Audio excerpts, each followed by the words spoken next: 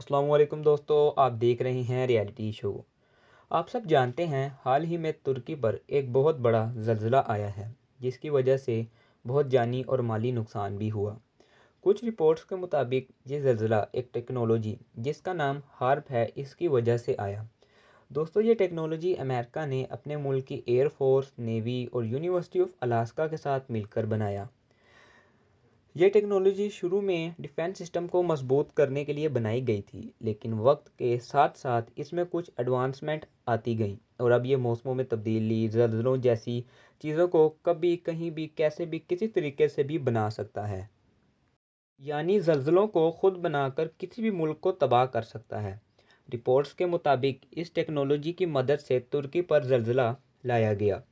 इसकी कुछ मिसालें आपको बताते हैं। जैसे कुछ दिन पहले तुर्की में एक बादल रूनुमा हुआ और ज़लज़ले से ठीक 2 दिन पहले बड़े बड़े मुल्क जिनमें जर्मनी, हॉलैंड और बरतानिया शामिल हैं अपने कौंसुलेट बंद कर दिए, यह कहकर कि यहाँ दहशत गर्दी का खतरा है। मगर इसके बाद तुर्की में शदीद ज़लज़ले आने लगे।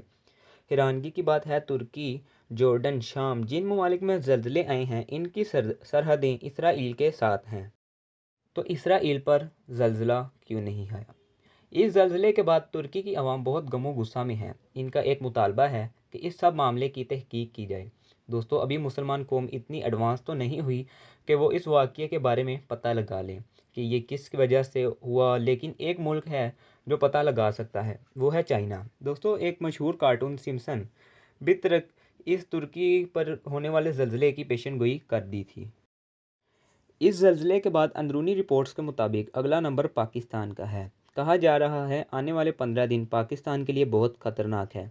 दोस्तों, ये टेक्नोलॉजी ज़मीन की लेयर के साथ छेड़छाड़ की सूरत में ज़लज़ले पैदा करती है। दोस्तों, आप सबसे एक दरख्वास्त है कि आप तुर्की और बाकी सब ममालिक के लिए दुआ ज़रूर करें। वीडियो अच्छी लगे तो चैनल को सब्सक्राइब, वीडियो को लाइक और कमेंट बॉक्स में अपनी कीमती राय से हमें ज़रूर आगाह करें।